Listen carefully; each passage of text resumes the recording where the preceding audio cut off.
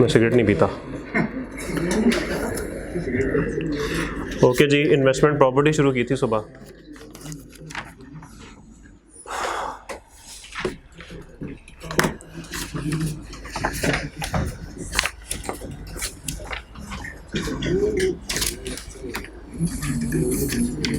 आप लोग आ जाइए पेज नंबर 307 पे, 307। थोड़ी सी बात इन्वेस्टमेंट प्रॉपर्टी की करते हैं, उसके बाद फिर बोरिंग कॉस्ट के एमसीक्यूज की तरफ आते हैं। जो बात की थी सुबह वाली क्लास में उसको ज़रा रिपीट कर देते हैं थोड़ा सा। इन्वेस्टमेंट प्रॉपर्टी के इन्वेस्टमेंट प्रॉपर्टी बेसिकली IAS 40 जो है उसकी एप्लीकेबिलिटी देख लेते हैं कि कुछ एसेट्स लैंड और बिल्डिंग्स कैसे होते हैं जो कि IAS 16 में क्लासीफाई होते हैं, यानी वो एसेट जिनको हम खुद इस्तेमाल करते हैं, जो हमारे अपने इस्तेमाल में होते हैं, ओन यूज़ में होते हैं, वो IAS 16 है। इसके बाद कुछ एसेट्स ऐसे होते हैं जो कि हमने बेचने के लिए रखे होते हैं, वो IAS 2 इन्वेंट्री में जाते हैं। और कुछ एसेट्स ऐसे होते हैं जिसके अंदर हम रेंटल इनकम कमाते हैं या हमने एप्रिसिएशन के रखे होते हैं, वो IAS 40 इन्वेस्टमेंट प्रॉपर्टी में जाता है। ओके, अच्छा, एसेट से मुराद यहाँ पर या प्रॉपर्टी से मुराद सुबह बात हुई थी कि सिर्फ लैंड और बिल्डिंग ही है, इसके अलावा जितनी भी प्रॉपर्टी है उसको आपने इग्नोर करना है, उसको आपने यहाँ पे शामिल नहीं करना। ठीक होगी बात। फिर बात हुई थी जी इनिशियल रिकॉग्निशन, जब आप के फ्यूचर इकोनॉमिक बेनिफिट्स प्रोबेबल हो और वैल्यू जो है वो डिटरमिन हो सकती हो तो आप उसको रिकग्नाइज कर लें। दूसरा सवाल किस वैल्यू पे, तो answer is at cost. At cost, initial measurement हमेशा एट कॉस्ट पे होगी और सब्सिक्वेंट मेजरमेंट यानी कि हर बैलेंस शीट डेट पे आपने क्या करना है, दो ऑप्शन है आपके पास। एक है कॉस्ट मॉडल, कॉस्ट पे कर लें, और कॉस्ट पे करने का मतलब क्या है, cost less accumulated depreciation less accumulated impairment loss. ये आपने काम पहले किया हुआ, आपके लिए नई बात नहीं है। और उसके बाद fair value model. Fair value में थोड़ा सा फर्क था कि हर साल के एंड पे आपको फेयर वैल्यू देखनी पड़ेगी एसेट की, वो अगर बढ़ जाएगी तो एंट्री करेंगे debit investment property, credit fair value gain. और फेयर वैल्यू मॉडल पे हम एसेट को डेप्रिशिएट नहीं करते। ठीक है, फर्क है यहां पर IAS 16 के रिवॉल्यूशन सरप्लस के साथ, वहां पर हम एसेट को डेप्रिशिएट बिल्कुल करते रहते थे, कोई फर्क नहीं था, और उसके अंदर फिर इंक्रीमेंटल डेप्रिसिएशन भी चार्ज होती थी, वो सारा कुछ आपने किया हुआ है। और जो सुबह मैंने आपको बात बताई थी वो ये बताई थी कि वो रिवॉल्यूशन सरप्लस OCI वाली चीज है, लेकिन यहां पर जो फेयर वैल्यू गेन आएगा वो डायरेक्ट हम P&L में ले जाएंगे। ओके, ये बात समझ आ गई। चले जी, अब ये बात तो सुबह हो गई थी, आइए इसका सवाल करते हैं। पेज नंबर 307 पे आपको नजर आएगा question number 1। A property, land and building is purchased for its investment potential और यकम जनवरी 11। अब जब उसने बात की ना इन्वेस्टमेंट पोटेंशियल, तो समझ आ गई कि ये प्रॉपर्टी को इन्वेस्टमेंट के लिए लिया गया है, ये लैंड और बिल्डिंग को इन्वेस्टमेंट के लिए लिया गया है। कितने का, for ₹70 million, including land 30 million. तो लैंड पे तो डेप्रिसिएशन नहीं होगी, बिल्डिंग पे डेप्रिसिएशन होगी, 40 पे डेप्रिसिएशन होगी। बिल्डिंग की जिंदगी है 10 साल। Fair value of property as on 31 दिसंबर को 95 मिलियन, 31 दिसंबर 12 को 65 मिलियन। तो ठीक है, देख लेते हैं। पास journal entries and prepare financial statement extracts for the year ended 31 December 11 and 31 December 12, assuming cost model is used followed and fair value model is followed. Okay, सबसे पहले कॉस्ट मॉडल की बात करते हैं और 2 साल की एंट्रीज करते हैं। क्या एंट्रीज होंगी, यकम जनवरी को एसेट खरीदा गया, एंट्री करेंगे डेबिट इन्वेस्टमेंट प्रॉपर्टी 70 मिलियन से और क्रेडिट कैश 70 मिलियन से। ठीक है, फिर साल का आखिर आएगा 31 दिसंबर। 31 दिसंबर को डिप्रिसिएशन चार्ज होगी कितनी, 70 डिवाइड बाय 10, 40 डिवाइड बाय 10। भाई 70 तो उसके अंदर 30 मिलियन की लैंड है ना, लैंड पे तो डेप्रिसिएशन नहीं करनी, तो आप क्या करेंगे, आप करेंगे 40 डिवाइडेड बाय 10, 4 की डेप्रिसिएशन और क्रेडिट एक्यूमुलेटेड डेप्रिसिएशन। ले जी, दिसंबर की एंट्रीज खत्म हो गई, 11 के दिसंबर 11 की एंट्रीज खत्म हो गई। 12 पे है, 12 पे खरीदने की कोई एंट्री नहीं होगी, 12 पे एक दफा फिर डेप्रिसिएशन चार्ज कर दें। तो मेरे ख्याल में कॉस्ट मॉडल तो बिल्कुल सीधा सा, इसमें तो कोई मसला ही नहीं है, क्योंकि इसके अंदर तो हम फेयर वैल्यू को कंसिडर ही नहीं करते। आइए जरा बोर्ड पे बनाते हैं इस सवाल को। तो लेक्चर नोट का क्वेश्चन नंबर 1 है भाई। तो हम सबसे पहले कॉस्ट मॉडल को देखते हैं जी। कॉस्ट मॉडल में हमें क्या करना पड़ेगा, तो कॉस्ट मॉडल में यकम जनवरी 11 है, 11 को एसेट खरीदा गया, आप एंट्री करेंगे इन्वेस्टमेंट प्रॉपर्टी डेबिट कितने से, 70 से, और क्रेडिट आप करेंगे कैश 70 से। ले जी, यकम जनवरी 11 की एंट्री हो गई। उसके बाद आप एंट्री करेंगे साल के आखिर में 31 दिसंबर 11 डेप्रीसिएशन, और इसमें आप करेंगे 40 डिवाइड बाय 10, और 40 इसलिए है कि बिल्डिंग 40 की है, 4, और एक्यूमुलेटेड डेप्रीसिएशन 4। 11 खत्म हुआ। ओके, उसके बाद बात शुरू होगी 12 की। 12 में खरीदने की तो कोई एंट्री नहीं है, बल्कि इसको 7 बनाते हैं ताकि जरा कंपैरिजन भी आपके सामने आता रहे।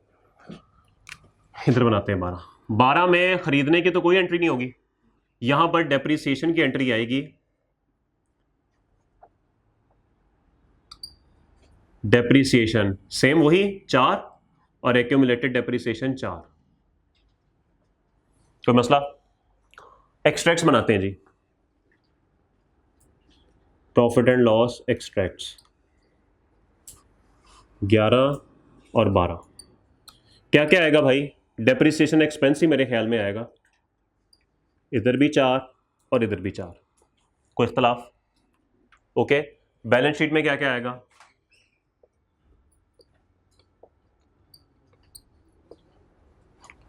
(2011) 2012। नॉन करंट एसेट्स में आप शो करवाएंगे इन्वेस्टमेंट प्रॉपर्टी, और आपको ये बता दिया था ये प्रॉपर्टी प्लांट इक्विपमेंट के साथ नहीं होता बल्कि एक अलग होता है। जी बताइए 2011 में 70 - 4, 2011 में आप करेंगे 70 - 4 66, और 2012 में आप क्या करेंगे? 70 - 8 करते हैं या 66 में से 4 निकाल दें, अब इसमें तो ये आपको पता ही है 62। लें जी, ये आपके बैलेंस शीट के एक्सट्रैक्ट्स बनेंगे, और आपको यहां तक मेरे ख्याल में बात समझ आ गई होगी, कोई नई बात नहीं है। लेकिन प्रॉब्लम कहां पर आएगी? प्रॉब्लम तो नहीं खैर आएगी, नई बात आएगी जब आप इसको फेयर वैल्यू पे लेकर चलेंगे। तो आइए फेयर वैल्यू पे चलते हैं। हाँ जी, फेयर वैल्यू में अब क्या करना पड़ेगा जी? ये है जी कॉस्ट मॉडल, ये वाला हिस्सा कॉस्ट मॉडल है। इधर करते हैं फेयर वैल्यू मॉडल।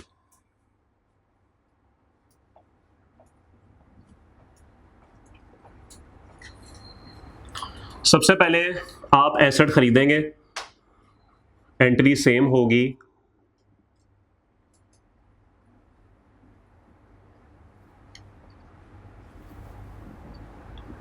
ठीक है जी, ओके। उसके बाद साल के आखिर में डेप्रिसिएशन नहीं होगी भाई, फेयर वैल्यू में तो इन्वेस्टमेंट प्रॉपर्टी की डेप्रिसिएशन नहीं होती, सिर्फ आपने फेयर वैल्यू गेन और लॉस निकालना है। तो बताइए जी कितनी फेयर वैल्यू दी हुई है उसने? 95। तो कितनी इंक्रीज हो गई है?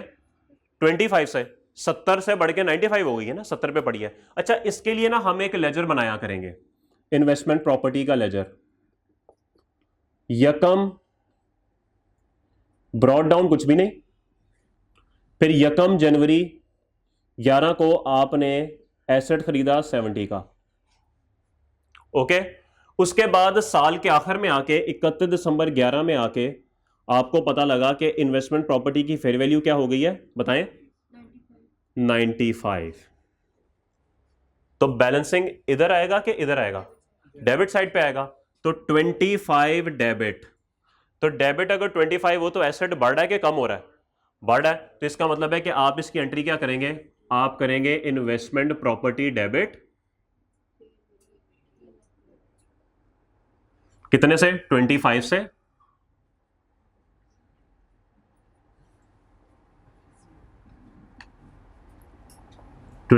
से। और फेयर वैल्यू गेन जो प्रॉफिट एंड लॉस में जाएगा क्रेडिट 25 से। तो यहां पे आप लिखेंगे फेयर वैल्यू गेन P&L साल के आखिर में। ठीक होगी बात? ओके। अगले साल क्या करेंगे? 2012 में खरीदने की तो कोई एंट्री नहीं होगी, लेकिन साल के आखिर में बोलिए 65 हो गई। तो इसका मतलब है अगले साल के शुरू में जब आपने ब्रॉड डाउन किया होगा तो ये तो 95 पे ब्रॉड डाउन हुआ होगा, क्या ख्याल है? ऐसे ही है। लेकिन जब साल के आखिर में देखा तो क्या हुआ? 65। तो सर अब बैलेंसिंग किधर आएगा? अब क्रेडिट साइड पे आएगा 30 से। इन्वेस्टमेंट प्रॉपर्टी क्रेडिट हो रहा है, तो इसका मतलब है यहां पर आके इन्वेस्टमेंट प्रॉपर्टी होगा क्रेडिट, कितने से? 30 से। और डेबिट क्या करें? प्रॉफिट एंड लॉस, 30 से, ओके। और यहां पे आप लिखेंगे साल के आखिर में 31 दिसंबर 12 fair value loss, profit and loss, balancing amount. ठीक है जी, बात समझ आ गई? एक्सट्रैक्ट्स तो बनाए ही नहीं हमने, बना लेते हैं। प्रॉफिट एंड लॉस एक्सट्रैक्ट्स हाँ जी, 2011 की डेप्रिसिएशन बताएं कितनी है? और बोले वो होती नहीं इसके अंदर। इसके अंदर तो फेयर वैल्यू गेन होता है या फिर लॉस होता है। तो 2011 में हमारे पास आया था गेन 25 और 30 में आया था 12 में आया था लॉस। 30 का तो लॉस नेगेटिव से, ठीक है जी। और बैलेंस शीट वो बोले एक्यूमुलेटेड डेप्रिसिएशन कितनी है? नहीं है मेरे भाई। तो नॉन करंट एसेट के नीचे इन्वेस्टमेंट प्रॉपर्टी 11 में कितने से दिखा रहे हैं आप? 95 से। और 12 में आप 65 से। ये ले सिंपल बात। तो यहां पे तो वो रौले है ही नहीं भाई, रिवैल्यूएशन सरप्लस तो इंक्रीमेंटल डेप्रिसिएशन तो ये तो वो वेरी इजी स्टैंडर्ड। करें नोट इसे।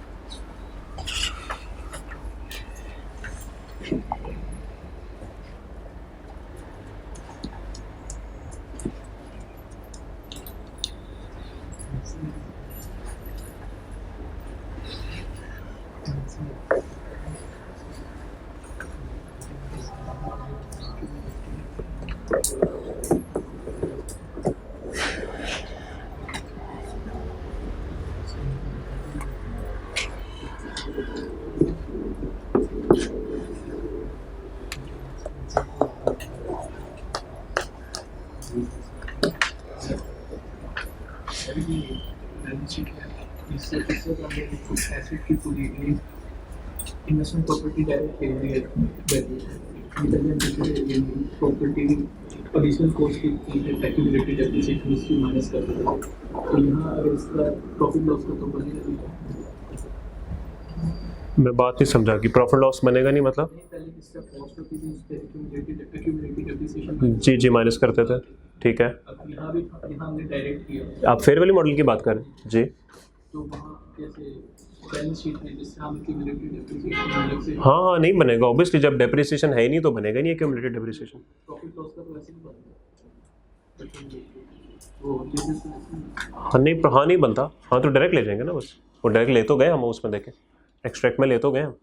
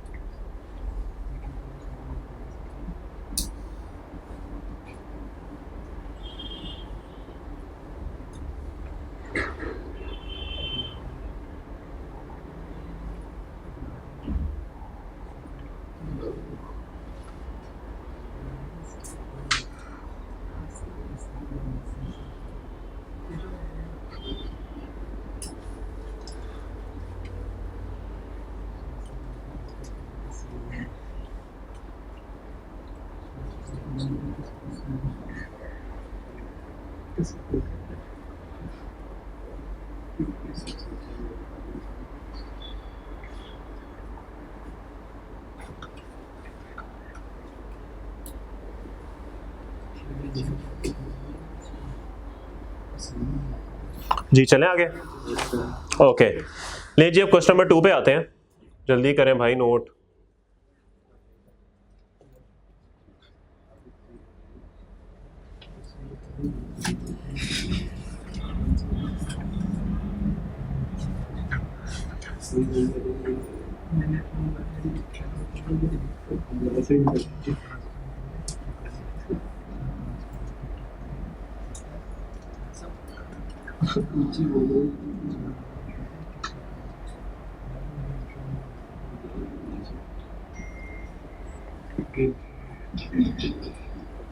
ओके जी, आए क्वेश्चन नंबर 2 पे हैं।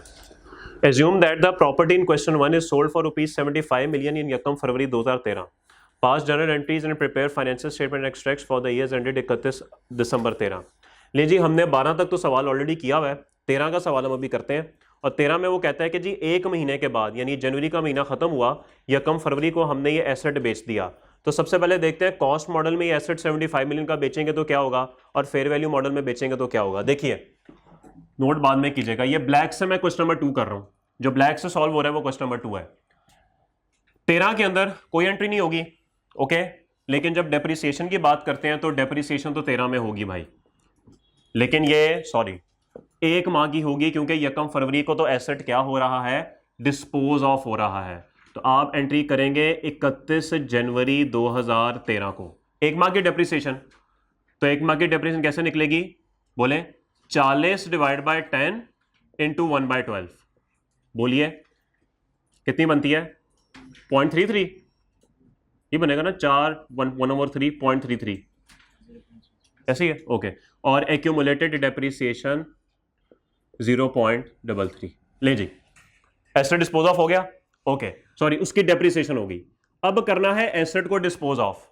अब डिस्पोजल की एंट्री हम क्या सीख कर आए हैं जी, we will credit the asset account with the cost of asset dispose of। यहां पर होगा we will credit the investment property account with the cost of investment property। तो इन्वेस्टमेंट प्रॉपर्टी हो गई क्रेडिट,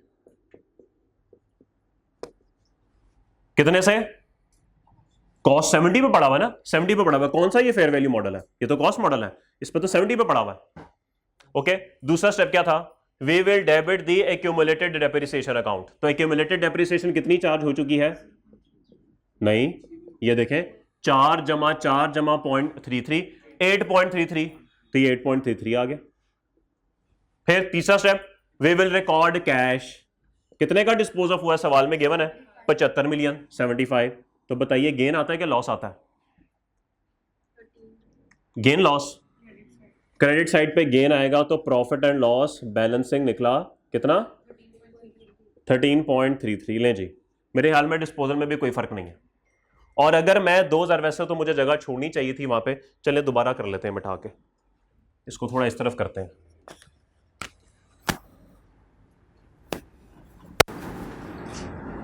फोर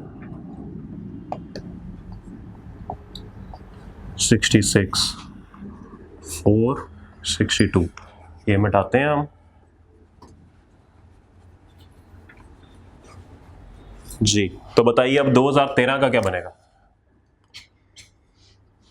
डिप्रिसिएशन एक्सपेंस आएगा 0.33, और यहां पर आएगा जी गेन ऑन डिस्पोजल, कितना है जी, 13.33। कैसा ही है, बोले। उसके बाद 2013, इसमें इन्वेस्टमेंट प्रॉपर्टी सेल हो गई, डिस्पोज ऑफ हो गई, है ही नहीं, ठीक होगी बात। तो ये ब्लैक से जो मैंने किया, ये दूसरा क्वेश्चन नंबर 2 है हमारा इन्वेस्टमेंट प्रॉपर्टी का। नोट करें, फिर फेयर वैल्यू पे आते हैं।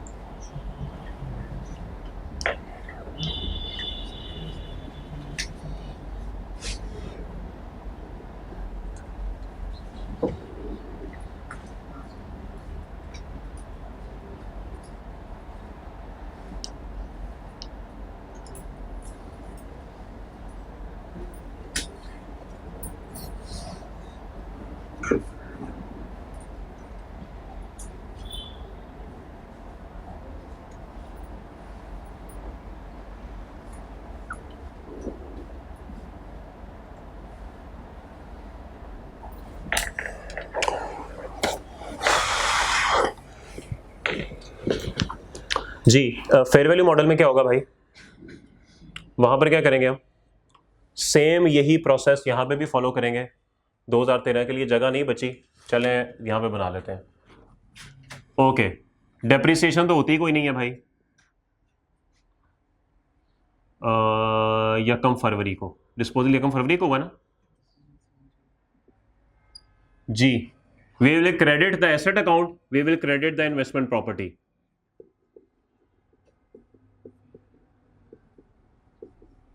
देखिए डेट ऑफ डिस्पोजल पे फेयर वैल्यू देखने की कोई जरूरत नहीं है, आपके पास जो लास्ट ईयर एंड पे फेयर वैल्यू थी वही आप यहां पे कंसिडर करेंगे, क्योंकि इस वक्त इन्वेस्टमेंट प्रॉपर्टी आपके लेजर में 65 से पड़ी हुई है, ऐसे ही है, तो आप इसको क्रेडिट करेंगे 65 से। बात समझ आई?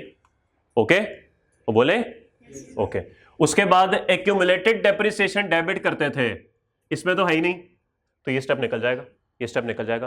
Cash, we will record cash 75, बस देख ले गेन आया कि लॉस आया, मेरे ख्याल में गेन आया 10 का, ये ले बस। तो इसका मतलब है एक्यूमुलेटेड डेप्रिसिएशन निकल जाएगी, बाकी सवाल बिल्कुल वैसे ही। क्लियर होगी बात? तो एक्सट्रैक्ट्स में क्या बनेगा भाई, ये 10 गेन इधर आ जाएगा, बस इधर 0 खत्म। ओके,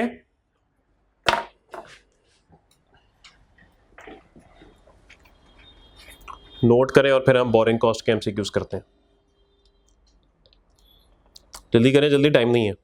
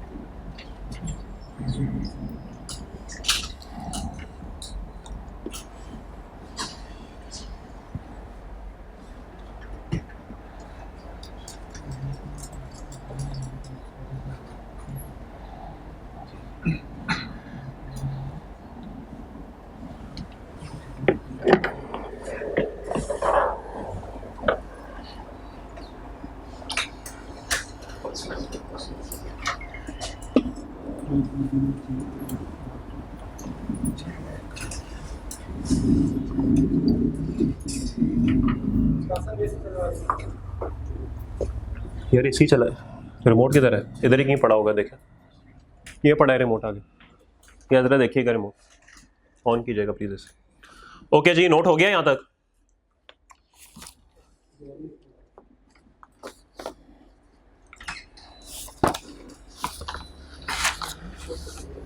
पेज 96 पे आइए, पेज 96 पे आइए प्लीज। बस बाकी IAS 40 की बात हम मंडे को करेंगे। बस इसके बाद IAS 40 में जो रह गया वो ये रह गया कि एक स्टैंडर्ड से दूसरे स्टैंडर्ड 16 से 2 में, 2 से 40 में, 40 से 16 में इस तरह जाना हो तो किस तरीके से ट्रीटमेंट करते हैं। पेज 96 पे आइए।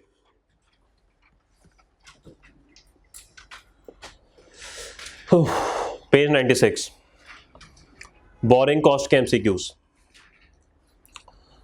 Which two of the statements below regarding IAS 23 are correct? इसमें से कौन सी दो स्टेटमेंट्स करेक्ट हैं? Borrowing cost must be capitalized if they are directly attributable to qualifying assets. क्या ये ठीक बात है, गलत बात है? वो बोले बोल ही नहीं रहे। वो कहता है बोरिंग कॉस्ट को लाजमी कैपिटलाइज करना पड़ेगा अगर वो क्वालिफाइंग एसेट से डायरेक्टली रिलेट करती हैं। क्या ये बात दुरुस्त है? जी बिल्कुल, ये बात दुरुस्त है, एक स्टेटमेंट ठीक हो गई। Borrowing cost should cease to be capitalized once the related asset is substantially completed. Borrowing cost को रोक देना चाहिए कैपिटलाइज करने से अगर जो क्वालिफाइंग या जो भी एसेट है वो अच्छा खासा, सब्सटेंशियली अच्छा खासा कंप्लीट हो चुका हुआ है। क्या ये बात दुरुस्त है? ये भी बात ठीक लगती है। Borrowing cost must be capitalized if they are directly attributable to non-current assets. किसी भी एसेट से अगर बोरिंग कॉस्ट रिलेट कर रही है तो कैपिटलाइज होनी चाहिए। क्या ये बात दुरुस्त है? ये भी ठीक लग रहा है? नहीं, ये गलत लग रहा है भाई। क्वालिफाइंग एसेट कुछ और होता है, नॉन करंट एसेट कुछ और होता है। खरीदा हुआ एसेट नॉन करंट तो है पर क्वालिफाइंग तो नहीं है, तो इसका मतलब भाई ये नॉन करंट वाली बात गलत हो गई, तो सी तो वैसे ही फर्क हो गया। Borrowing cost may be capitalised if they are directly attributable to qualifying assets. आपकी मर्जी है, कैपिटलाइज करना है कर दे, नहीं करना ना करें। अच्छा, ये पॉइंट जो है ना यहाँ पे जो लिखा हुआ है ना, ये बड़ी पुरानी बात है। कोई 2004-05 की बात है जब ये बोरिंग कॉस्ट होता था, वहां पे ना हमारे पास ऑप्शन होती थी कि अगर आप चाहें तो कैपिटलाइज कर लें, अगर चाहें तो, ये उस वक्त ऑप्शन होती थी। लेकिन अब चूंकि स्टैंडर्ड चेंज हो गया हुआ है, अब ये ऑप्शन नहीं है, अब ये मैंडेटरी है, तो अब कैपिटलाइज करना ही करना है। तो इसका मतलब है सी और डी गलत है, ए और बी ठीक है। तो इसका आंसर है ए एंड बी। ओके मेरे भाई, 2 पे आए। Fine limited received a ₹10 million loan at 7.5% on यकम April 2017। The loan was specifically issued to finance the building of a new store. Specific loan है। Construction of store commenced on यकम में and it was completed and ready for use on 28 February 18 but did not open for trading until April 1। How much should be recorded as finance cost? As a finance cost आपसे expense पूछ रहा है, capitalise नहीं पूछ रहा, जरा देख के। In the statement of profit and loss for the year ended 31 मार्च 18। जी बताइए, बोले। शुरू हुआ भाई, यकम अप्रैल को रिसीव किया, यकम मई को कंस्ट्रक्शन कमेंस हुई, और पेमेंट की बात नहीं कर रहा तो एज्यूम कर लेते हैं कि यकम मई को भी पेमेंट हुई होगी। तो इसका मतलब यह है कि कैपिटलाइजेशन मई से शुरू हुई होगी, और काम कब खत्म हुआ? यकम अप्रैल को या 28 फरवरी को? 28 फरवरी को काम खत्म हुआ। भाई आपने ट्रेडिंग नहीं की, वो आपका कसूर है, बिल्डिंग तो कंप्लीट हो गई। इसका मतलब है मई से लेके 28 फरवरी तक का इंटरेस्ट होगा कैपिटलाइज। और उसने आपसे ये नहीं पूछा, उसने पूछा एक्सपेंस आउट कितना होगा। How much should be recorded as finance cost in statement of profit और लॉस। ऐसे ही है। तो statement of profit and loss में कितना एक्सपेंस आउट होगा? तो सर अगर मई से फरवरी तक का कैपिटलाइज होगा तो इसका मतलब है अप्रैल का महीना इधर से और आखिरी महीना मार्च का उधर से, 2 महीने का इंटरेस्ट एक्सपेंस आउट होगा। तो सर देखें, सिंपल सी बात है, 10 मिलियन इंटू 7.5% इंटू 2/12, देख लें क्या आंसर आता है। 0.12125, 1,25,000। तो ठीक है, सी ऑप्शन मुझे सही लग रही है, सी ऑप्शन मुझे मुनासिब लग रही है। वो बोले तो सही, बोलते नहीं है, चुप ही लग जाती है आपको। तीसरा सवाल पढ़े, बिल्कुल सेम है, बस आपसे कैपिटलाइज पूछ रहा है, उधर एक्सपेंस पूछा था, या कैपिटलाइज पूछ रहा है। तो ठीक है सर, अगर 12 में से 2 महीने एक्सपेंस आउट हुए हैं तो इसको सिंपल 10 कर दें, आपका आंसर आ जाएगा। पढ़ लें एक दफा सवाल, तसल्ली से पढ़ लें। तो तू मोबाइल देख रहा है यार, तू कैलकुलेटर देख रहा है यार, सॉरी पॉइंट 3 देख ले यार, पॉइंट नंबर 3 देख लें सारे, और बताइए कोई मसला तो नहीं किसी को।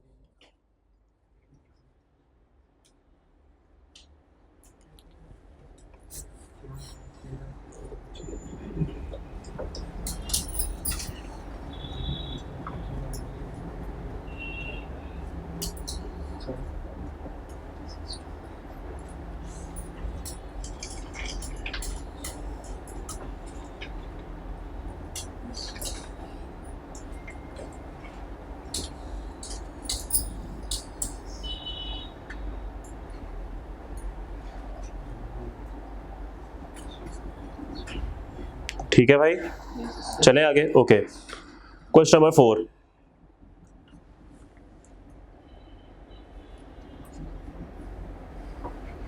Question number 4.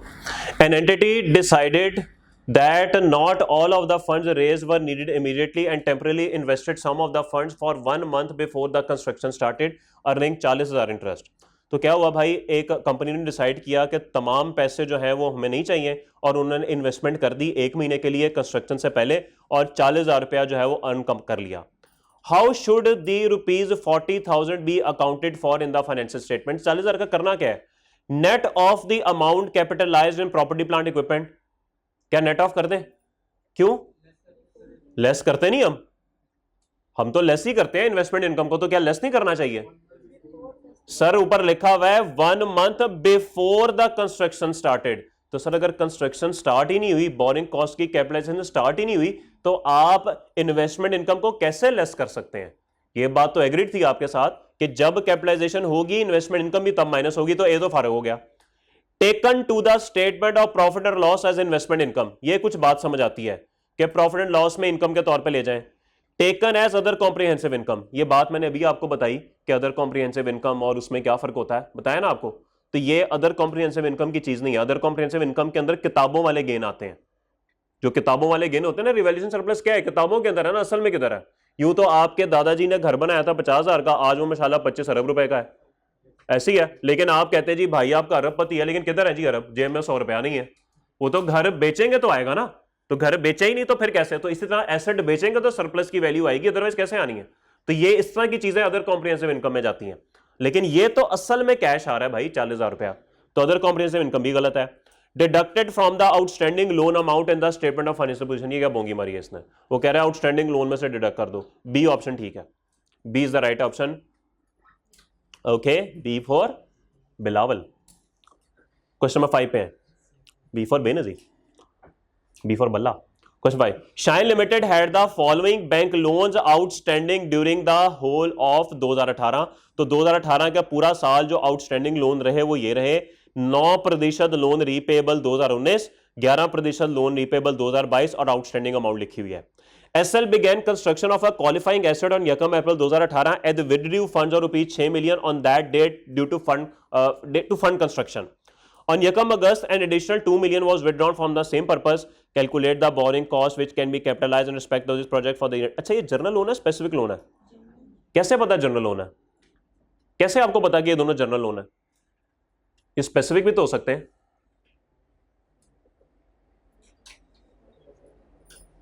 तो बोले भाई, ऊपर लिखा हुआ है had the following bank loans outstanding during the whole of 2018। ओ भाई, पूरा साल पड़े हुए ये कर्जे, ऐसी जर्नल लोग ही पड़े होते हैं ना, स्पेसिफिक लोग तो नहीं पड़े होते, वो तो अपना काम कर, जैसे आप लोग घर जाके पढ़ जाते हैं ना असाइनमेंट में, तो वो जर्नल वेले, तो ये भी वेले जर्नल लोग हैं जी। ओके, तो इसका मतलब ये हुआ, अब सुने बात सुने, सबसे पहली एक किस्त निकली 6 मिलियन को, साल खत्म हो रहा है 31 दिसंबर को, तो क्या अप्रैल से लेके दिसंबर तक की पहली किस्त होनी चाहिए कैपिटलाइज? यानी क्या बनेगा यहां पे, अप्रैल में, जून, जुलाई, अगस्त, सितंबर, अक्टूबर, नवंबर, दिसंबर, 9 मंथ्स बनते हैं भाई। तो पहली जो किस्त निकली 6 मिलियन की, 6 इंटू परसेंटेज नहीं पता, 9/12। और दूसरी किस्त निकली 2 मिलियन की, कब निकली? यकम अगस्त, सितंबर, अक्टूबर, नवंबर, दिसंबर, 5 महीने। क्या ये बात सबको समझ आती है? जब जनरल लोन से पैसा निकालते हैं तभी से वो कैपिटलाइजेशन की कमेंसमेंट होती है ना। तो अब मुझे बताइए इंटरेस्ट रेट कैसे निकल सकता है, सॉरी कैपिटलाइजेशन रेट कैसे निकल सकता है? सर ये तो मसला ही कोई नहीं, ये देखिए, लोन आउटस्टैंडिंग,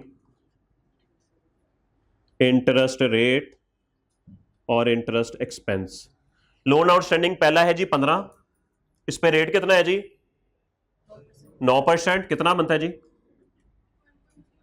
1.35। और दूसरा कर्जा है जी 24, रेट कितना है जी? 11। तो बताइए 2.64, टोटल करें इन दोनों को 3.99 और ये 39। तो इंटरेस्ट रेट कितना बनेगा? 3.99 डिवाइड बाय 39 इंटू 100, 10.23%। ये लें जी। यार खामोश हो जाए प्लीज, बताइए जी, इसको टोटल करके बता दें क्या आंसर आता है। 545600, क्या ऑप्शन में कहीं मौजूद है?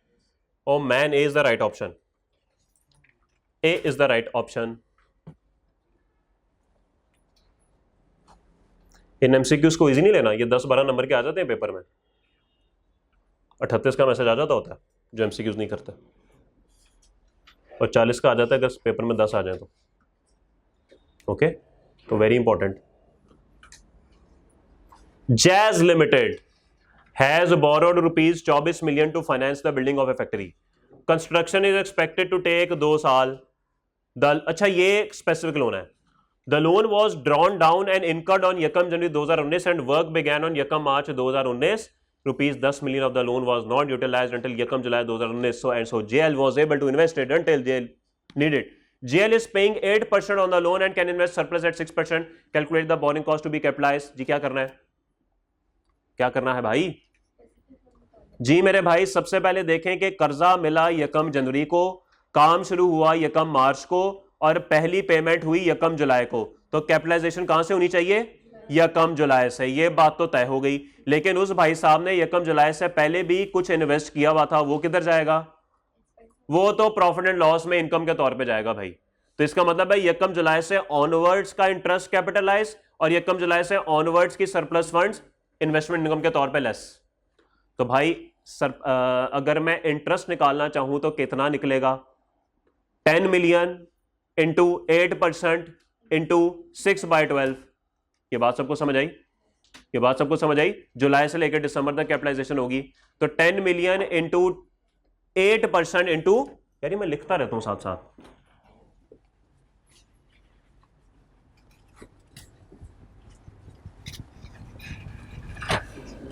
तो भाई इंटरेस्ट बनेगा जी 10 मिलियन इंटू 8% और जुलाई से लेकर दिसंबर तक कैपिटलाइज करना है तो ये बात बनेगी।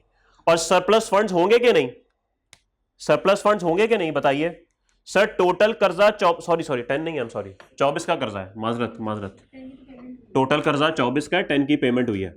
ओके, तो भाई उसके बाद क्या हुआ भाई?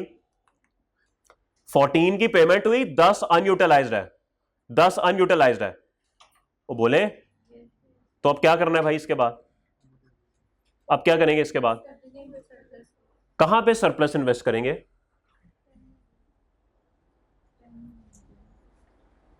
एक सेकंड ठहरे, नहीं थोड़ी सी गलती है सवाल में, मेरे से गलती हुई है, ठहरे दोबारा पढ़ें। Jazz Limited has borrowed 24 million to finance the building of factory, construction is expected, the loan was drawn down and incurred on यकम जनवरी 19।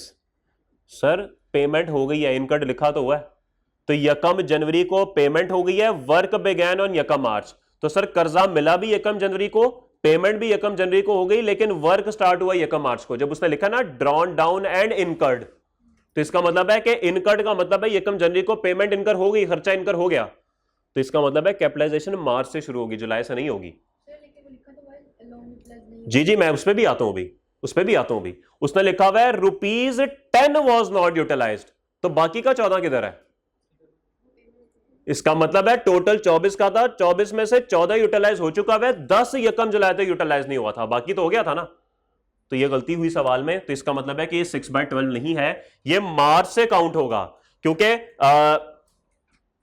लोन रिसीव्ड हो गया यकम जनवरी को, पेमेंट भी तब हो गई, लेकिन वर्क मार्च पे स्टार्ट हुआ, तो चूंकि मार्च पे स्टार्ट हुआ तो 10 मंथ्स बनते हैं भाई, इंटू 10/12 ले जी।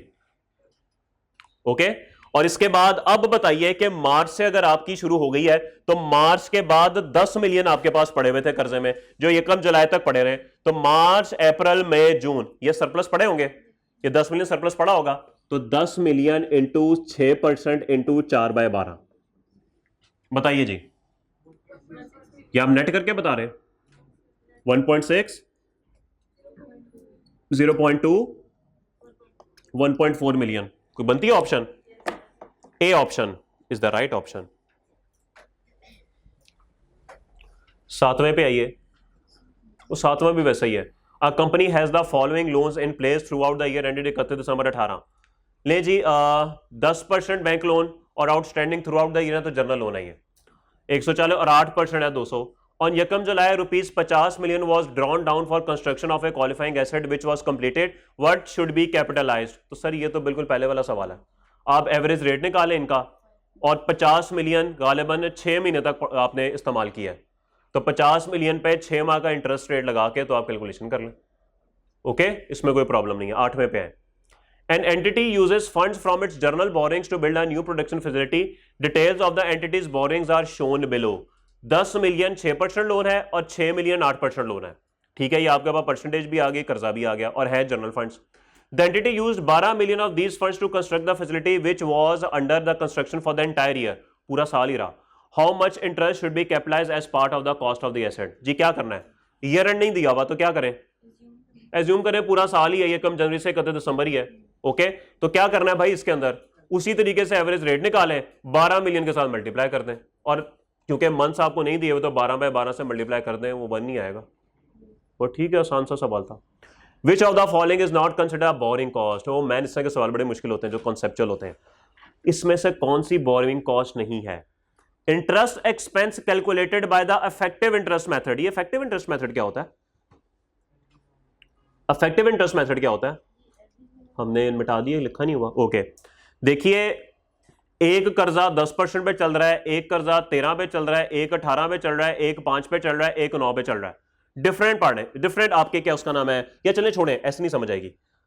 आप लोगों के मैट्रिक एफएससी में हर सब्जेक्ट में डिफरेंट नंबर आते हैं, लेकिन आप एक एवरेज कैलकुलेट करते हैं। वो एवरेज क्या है? वो एवरेज क्या होती है? वो इफेक्टिवली हर पेपर में आपने उतने नंबर लिए होते हैं। एवरेज ये होती है ना। या अगर आप क्रिकेट की बात करें, एंड पे आता है जी रन रेट है 7 रन पर ओवर, क्या मतलब होता है इसका? क्या हर ओवर में 7 ही बनाया? नहीं सर, लेकिन एंड पे जहां पे आप आगे खड़े हैं, इफेक्टिवली हर ओवर में 7 ही बनाया आपने। 20 ओवरों में 140 बनाए, इफेक्ट हलवाना किसी में 25 भी बने होंगे, किसी में हो सकता है 0 बने हो, तो इफेक्टिव इसको बोलते हैं। तो ये जो हम एवरेज इंटरेस्ट निकालते हैं ना, ये इफेक्टिव इंटरेस्ट होता है कि तमाम को मिला के असल में कितना पड़ा है आपको, वो इतना पड़ा है। ओके, तो इफेक्टिव इंटरेस्ट मेथड। अच्छा, ये कुछ बात समझ आ रही है? ये तो बोरिंग कॉस्ट होती है भाई। इंटरेस्ट एक्सपेंस जो हम इफेक्टिव इंटरेस्ट से निकालते हैं, क्या वो बोरिंग कॉस्ट नहीं होती? होती है। ये बात तो ठीक है, उसने तो पूछा कौन सी नहीं होती, ये तो होती है। Finance charge in respect of loan, loan के ऊपर इंटरेस्ट, ये भी होता है। Exchange differences arising from foreign currency borrowings to the extent that they are regarded as an adjustment to the interest cost. अच्छा, ये बात ना थोड़ी सी समझने वाली है। आपको पता है ये एक्सचेंज गेन लॉस क्या होता है? Do you know what is exchange gain and loss? जी, करेंसी जो डिफरेंस आता है ना, उसको बोलते हैं। मिसाल के तौर पे आज आपने $100 की कोई चीज बाहर के मुल्क से खरीदी और $100 ₹50 के हिसाब से थे, यानी आपने रुपीज में 5,000 रुपया पे करना है। अभी आपने पे नहीं किया, लेकिन पे जब आपने किया तब डॉलर की वैल्यू 50 नहीं थी बल्कि 60 हो गई थी, यानी आपने 6,000 पे किया। अब आप एंट्री क्या करेंगे? आप एंट्री करेंगे डेबिट परचेजेस 5,000 से, और आपने क्रेडिट पेबल रिकॉर्ड किया होगा 5,000 से। क्या मानते हैं इस बात को? लेकिन जब पेमेंट करने पे आएंगे तो सर डॉलर तो हो चुका था 60 का, आपकी जेब से तो 6,000 गए, तो क्या पेबल को डेबिट 6,000 से कर देंगे? वो बोले वो तो 5 से ही होगा, तो सर ये एंट्री मिसमैच हो गई। तो आप 1,000 का एक्सचेंज गेन नहीं, लॉस, डेबिट हो रहा है ना, एक्सचेंज लॉस, इसको बोलते हैं एक्सचेंज गेन लॉस। तो अगर ये डॉलर की वैल्यू कम हो जाए तो गेन आ गया, तो इसका मतलब आपको कम पैसे पे करने पड़े डॉलर के लिए, तो एक्सचेंज गेन लॉस होता है। अब वो कहता है कि अगर कोई भी आपने फॉर एग्जांपल अभी तक सवालों में कर्जे आते रहे, वो रुपीज में आते रहे, अगर डॉलर में कर्जा ले लिया, अगर डॉलर में आपने कर्जा ले लिया तो आप उसकी बिल्कुल इंटरेस्ट कैलकुलेशन करेंगे इसी तरीके से। अब आपने 1.6 पे करना है, एज्यूम करें कि ये डॉलर्स हैं। अब जब कर्जा लिया था 24 मिलियन का तो डॉलर 100 रुपए का था, अब डॉलर हो गया 200 रुपए का, तो ये $1.6 अब आपको ज्यादा वैल्यू पे करने पड़ेंगे। ऐसी है, ज्यादा नुकसान हो जाएगा, तो वो जो नुकसान है ना, वो कह रहा है वो भी बोरिंग कॉस्ट होती है। ओके, लेकिन सिर्फ इंटरेस्ट के ऊपर, प्रिंसिपल के ऊपर नहीं। ये मत समझे कि 24 मिलियन का जो डिफरेंस आ रहा है, जो कर्जा असल वापस कर रहे हैं, वो भी बोरिंग कॉस्ट में नहीं, जो इंटरेस्ट का असर आ रहा है वो आपने कंसिडर करना है। ओके, तो ये भी बोरिंग कॉस्ट है, ये सी भी ठीक है भाई। और डी में कहता है जी principal repayments on a loan for property plant equipment, आपने कोई कर्जा लिया प्रॉपर्टी प्लांट इक्विपमेंट में, कर्जा ही वापस कर दिया, वो भी बोरिंग कॉस्ट होती है। ओके, बोले नहीं होती? इसमें से गलत कौन सा? मुझे तो चारों ठीक लग रहे हैं। डी गलत है भाई। कहां लिखा है कि प्रिंसिपल पेमेंट कर्जा वापस करेंगे तो बोरिंग कॉस्ट है? इंटरेस्ट बोरिंग कॉस्ट होती है, कर्जा कभी भी बोरिंग कॉस्ट नहीं होती। ओके मैन, आगे चले। Yes man, okay. Question 10, when activities to prepare an asset for it sale or use are suspended, borrowing cost must be. जब एक्टिविटीज सस्पेंड हो जाए तो क्या करना चाहिए? अच्छा, एज्यूम करें कि ये नॉन रूटीन सस्पेंशन है, फिर क्या करेंगे? कैपिटलाइज करेंगे, एक्सपेंस करेंगे, इग्नोर करेंगे, चार्ज टू इक्विटी करेंगे? एक्सपेंस करेंगे सर, खर्चा तो हो रहा है ना, कर्जा लिया हुआ है, इंटरेस्ट एक्सपेंस तो चार्ज हो रहा है, कैपिटलाइज तो नहीं होगा। इग्नोर आप कर नहीं सकते, इग्नोर कैसे करेंगे? बैंक तो नहीं इग्नोर करेगा, बैंक तो आपसे कर्जे का इंटरेस्ट लेके छोड़ेगा। चार्ज टू इक्विटी, ये इंशाल्लाह स्टेटमेंट ऑफ चेंज इक्विटी पढ़ेंगे, वहां जाके आपको समझ आ जाएगी कि क्या होता है। एक्सपेंस होगा भाई, ये एक्सपेंस आउट आपने करना होता है प्रॉफिट एंड लॉस अकाउंट में।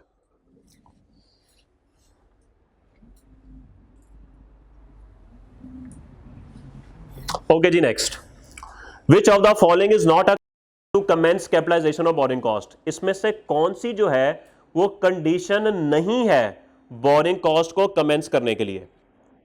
ओके, या चले, ये अजीब सी बात है, सवाल समझ नहीं आ रहा। इसमें से कौन सी कंडीशन है कैपिटलाइज करने के लिए? हम यहां से सवाल देखते हैं। एक्सपेंडिचर्स आर बीइंग इनकर्ड, क्या ये कंडीशन है? बिल्कुल, फर्स्ट पेमेंट मेड है condition. Borrowing cost are being incurred, यानी कि कर्जा लेंगे इंटरेस्ट शुरू होगा ना, तो इसका मतलब है लोन रिसीव्ड, ये भी कंडीशन है। Repayment of borings has commenced, आपने कर्जा बैंक को वापस देना शुरू कर दिया है, ये कहीं पर पढ़ा हमने? Activities to produce the asset for its intended use or sale have commenced, work started. तो सर ए, बी और डी तो कंडीशन है, सी नहीं है, यही उसने पूछा हुआ है, तो C is the right answer. कहीं नहीं लिखा कि कर्जा वापस करोगे तो बोरिंग कॉस्ट कैपिटलाइज कर देना। Okay man. Shahid Limited, sorry, Ghazi Limited is constructing an office building and is capitalizing borrowing costs in accordance with Falana. The office is almost complete. The only remaining work is to install furniture. Is Ghazi Limited allowed to continue capitalizing the borrowing cost? Sir substantially complete हो गया, furniture की तो खैर है, वो तो आता रहेगा, कोई सब्सटेंशियल चीज़ तो नहीं है, बस ठीक है। अब आपने कंटिन्यू नहीं करना, आपने कैपिटलाइजेशन बंद कर देनी है, तो I think no is the answer, point B. Okay, बस अब ये सादे सादे रह गए, 2 मिनट में हो जाएंगे। Which of the following is not a qualifying asset? Mass produce inventory, manufacturing plants, made to order inventory, investment property. Mass produce inventory sir, देखें मैन्युफैक्चरिंग प्लांट खुद बना रहे हैं, कंस्ट्रक्ट कर रहे हैं, क्वालिफाइंग एसेट है। इन्वेस्टमेंट प्रॉपर्टी, बिल्डिंग बना रहे हैं, अभी पढ़ा हमने, शुरू किया इन्वेस्टमेंट प्रॉपर्टी, ये भी ठीक है, ये भी हो सकता है आपने बिल्डिंग कंस्ट्रक्ट करना शुरू कर दिया है तो क्वालिफाइंग एसेट है। मेड टू ऑर्डर इन्वेंट्री, एक भाई साहब ने कहा कि मुझे आईफोन बना दो, अब आप क्या करेंगे? आप आईफोन बनाएंगे, उसके कहने पे कंस्ट्रक्शन स्टार्ट होगी, तो वो भी क्वालिफाइंग एसेट है। मैस प्रोड्यूस होती है कि एप्पल वालों ने 50,000 आईफोन बना के तो रख दिए, तो मैस प्रोड्यूस इन्वेंटरी जो है ना वो कभी भी आपके क्वालिफाइंग एसेट में नहीं आती, क्योंकि इसके अंदर आपने प्रॉपर कंस्ट्रक्शन स्टार्ट करनी होती है। मैस प्रोड्यूस तो थोक के हिसाब से चीजें बन रही होती हैं। तो मेड टू ऑर्डर के अंदर और मैस प्रोड्यूस के अंदर ये फर्क होता है कि मेड टू ऑर्डर ना स्पेसिफिक एक ही चीज होती है, आप उस पर प्रॉपर काम शुरू करते हैं। मैस प्रोड्यूस तो इकट्ठी लमसम बन रही है, बनी जा रही है, ऑटो पे लगी हुई है, बनी जा रही है, उसको नहीं आप कंसिडर करते। और वैसे भी मैस प्रोड्यूस इन्वेंटरी ना सब्सटेंशियल टाइम भी नहीं लेती, जो कि क्वालिफाइंग एसेट की एक वो है। ओके, वो सब्सटेंशियल टाइम नहीं लेती, तो substantial time made to order भी लेती है, मैन्युफैक्चरिंग प्लांट भी लेती है, इन्वेस्टमेंट प्रॉपर्टी भी लेती है। ओके, इन्वेस्टमेंट प्रॉपर्टी सर हमने पढ़ा था ना, इन्वेस्टमेंट प्रॉपर्टी में सिर्फ लैंड या बिल्डिंग आएगी। लैंड तो चले छोड़े, वो तो कंस्ट्रक्शन नहीं होती, बिल्डिंग कंस्ट्रक्शन होती है ना। तो अगर आपने बिल्डिंग कंस्ट्रक्ट कर ली तो ठीक है, नहीं बनी बनाई तो कभी भी नहीं होगी, बनी बनाई तो कभी भी नहीं होगी। इन्वेस्टमेंट प्रॉपर्टी क्वालिफाइंग एसेट में आ सकती है, मैं कह रहा हूं। अब मैन्युफैक्चरिंग प्लांट्स है, लिखा हुआ है मैन्युफैक्चरिंग प्लांट्स, जो प्लांट्स मैन्युफैक्चरिंग में इस्तेमाल करते हैं, अगर आप बने बनाया खरीद लेंगे तो वो भी क्वालिफाइंग एसेट नहीं है, लेकिन हो तो सकते हैं ना, हो तो सकते हैं। मेड टू ऑर्डर इन्वेंट्री, किसी ने कहा ये चीज बना दो, तो हो सकता है ना क्वालिफाइंग एसेट। लेकिन जो मैस प्रोड्यूस्ड इन्वेंट्री, जो इन्वेंट्री मैस प्रोड्यूस्ड है, बन चुकी है थोक के हिसाब से, वो क्वालिफाइंग हो ही नहीं सकती भाई, किसी सूरत नहीं हो सकती। ये असल में वो पूछ रहा है आपसे। Question 14, capitalisation of borrowing cost should be suspended when substantially all activity. अच्छा, कब सस्पेंड होनी चाहिए? सस्पेंडेड लिखा हुआ है, सीज नहीं लिखा हुआ, ध्यान से पढ़ें। When substantially all the activities necessary to prepare a qualifying asset for its intended use seller complete. Sir ये तो सीज की बात कर रहा है, ये तो सीज कह रहा है, हमने तो सस्पेंडेड ढूंढना है। During a temporary delay which is a necessary part of the process of getting an asset ready for its intended use. नहीं सर नहीं, ये तो रूटीन है, छोड़ देंगे इसे। During extended periods in which active development of a qualifying is interrupted, sir ये बात है जी, इंटरप्शन हुई है, मुदाखलत हुई है, अच्छा सॉरी, तो मुदाखलत अगर होगी आपके एसेट को बनने के अंदर, तो इसका मतलब है कि ये तो गलत बात होगी ना सर। अब तो हमें सस्पेंशन करनी पड़ेगी, अब तो सब कुछ रोकना पड़ेगा, अब तो कुछ भी नहीं करेंगे, सब रोक देंगे, सब बंद कर देंगे, सब खत्म कर देंगे, कुछ कैपिटलाइज नहीं होगा, सब एक्सपेंस आउट होगा, सब खर्चे होंगे, कोई तरक्की नहीं। अच्छा यार बात कहीं और जा रही है, तो इसका मतलब है हम कुछ भी नहीं करेंगे, और ऑल ऑफ द अबव तो वैसे ही गलत है। तो C is the right option कि सस्पेंड हमें कब करनी चाहिए। Which of the following statement is correct in the context of capitalization of borrowing cost? इसमें से कौन सी स्टेटमेंट सही है कैपिटलाइजेशन से? If funds have been arranged from various general borrowings the amount to be capitalized is based on the weighted average cost of borrowings. हाँ ये बात तो मुझे दुरुस्त लग रही है, ठीक है, जब ढेर सारी बोरिंग्स होंगी डिफरेंट रेट पे, हम उसको वेटेड एवरेज कर लेते हैं। Capitalization always commences as soon as expenditure for the asset is incurred. नहीं सर ऐसा तो नहीं है, बाकी लोन रिसीट भी देखना पड़ता है, वर्क स्टार्टेड भी देखना पड़ता है, वो भी चीजें देखनी पड़ती हैं। Capitalization always continues until the asset is brought into use. वो कहता है जब तक आप एसेट इस्तेमाल में नहीं ले आते तब तक आपको कैपिटलाइजेशन करते रहना है। सर मेरा एसेट बन गया 2022 में, मैंने 2025 तक इस्तेमाल ही नहीं किया, तो क्या 3 साल कैपिटलाइज करता रहूं? आंसर इज नो, जब कंप्लीट होता है तब करना होता है, ये भी गलत है। Capitalization always commences as soon as borrowing cost are incurred, ये भी गलत है सर, हमेशा ऐसे तो नहीं होता। तो A is the right option. Which of the following can not be a qualifying asset? इसमें से कौन से क्वालिफाइड एसेट नहीं होते? Inventories, manufacturing plants, assets that are ready for their intended use when acquired, investment property. C option, C option man, C option. अगला आप कर लीजिएगा, सिंपल सा है। ऑन यकम January 21 a company borrowed 20 million at 9% per annum for the purpose of constructing an asset. The company started construction इन यकम फरवरी and paid ₹8 million on यकम मार्च। तो सर लोन रिसीव्ड यकम जनवरी, कंस्ट्रक्शन हुई फरवरी और पेमेंट हुई मार्च, तो कैपिटलाइजेशन मार्च से शुरू होगी। The asset was ready to use in यकम सितंबर। 31 अगस्त तक आपने क्या करनी है, कैपिटलाइजेशन करनी है। तो बीच में ठीक है पेमेंट्स हो रही हैं तो वो हो रही हैं, लेकिन आपके पेमेंट्स है सरप्लस फंड्स निकल आएंगे, तो सरप्लस फंड आपने 6% पे इन्वेस्ट करने और अमाउंट निकाल लेनी है, कोई मुश्किल नहीं है, सीधा सा सवाल है। आखिरी सवाल, आखिरी है ना, और तो नहीं है कोई? IAS 16 के करने हैं अभी MCQs? कर लेते हैं सर। वो कह रहे सर कर लें सर, आपकी अपनी हालत फारग हो गई है। Which of the following statements are correct? इसमें से कौन सी स्टेटमेंट्स करेक्ट है? Investment income on the temporary investment of unused funds of general borrowing is taken to profit loss. Unused funds general borrowings के अगर हम इन्वेस्ट कर देंगे तो उसकी इन्वेस्टमेंट इनकम को हम प्रॉफिट एंड लॉस में ले जाते हैं, हम अपने एसेट की कॉस्ट में से कम नहीं करते। क्या यह बात दुरुस्त है? सर बिल्कुल दुरुस्त है। हम तो इन्वेस्टमेंट इनकम लेस करते हैं स्पेसिफिक बोरिंग्स की, जनरल की तो नहीं करते। ये तो जनरल की बात कर रहा है, तो ठीक कर रहा है, ठीक कह रहा है। हम नहीं करते, हम तो सीधा प्रॉफिट लॉस में ले जाते हैं। तो ए तो बिल्कुल ठीक है, सॉरी 1 तो बिल्कुल ठीक है। Capitalization of borrowing cost always commences as soon as construction of a qualifying asset begins. क्या ये सही कह रहा है? नहीं सर, सिर्फ ये थोड़ी देखना होता है, और भी तो चीजें देखनी होती हैं। वर्क स्टार्टेड भी देखना होता है, सॉरी वो तो है, लोन रिसीव्ड देखना होता है, पेमेंट मेड देखना होता है। तो इसका मतलब है ए option is the right option, only 1 is correct.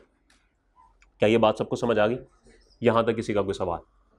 Okay जी, अगली क्लास कब होगी एक्स्ट्रा, आपको मंडे को इंशाल्लाह बता दिया जाएगा, और उसके अंदर हम IAS 36 और 16 के जो MCQs हैं वो डिस्कस करेंगे, और जो हमारे टेस्ट हैं वो हमने डिस्कस करने हैं। ठीक है, मुलाकात होती है परसों। अल्लाह हाफिज़।